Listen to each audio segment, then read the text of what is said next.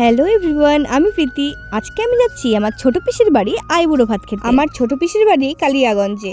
দূর থেকে দেখতেই পাচ্ছ, মা আর ভাইও চলে আসলো। সেদিন আমাদের কপালটা এতটাই খারাপ ছিল যে আমরা বাস পাইনি, তাই আমাদের বাড়ি থেকে হেমতাবাদ পর্যন্ত অটো করে গিয়েছিলাম। হেমতাবাদে নেমে তারপর আমরা টোটো ধরেছি। বাসে গেলে আমাদের আধা ঘন্টা লাগতো, কিন্তু অটো আর টোটো করে যেতে যেতে আমাদের 1 ঘন্টা লেগে গিয়েছিল। রাস্তায় ফুচকার দোকান দেখে আমি আর লোভ সামলাতে পারিনি, তাই আমি ফুচকা আর চুরমুর নিয়ে গেছিলাম। দেখতে দেখতে পিসির বাড়িতেও চলে আসলাম। পিসি বেশ অনেকদিন ধরেই বলছিল তার বাড়ি যেতে, কিন্তু আমার সময়ের অভাবে হচ্ছিল না। যেহেতু আমি বেশ অনেকক্ষণ ধরে খাইনি, তাই সবার আগে গিয়ে ফুচকাটাই খুললাম।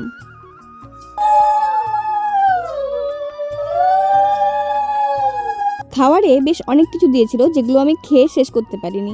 আর এই শাড়িটা আমি পছন্দ করেছি, তোমাদের কেমন লাগলো অবশ্যই জানিও।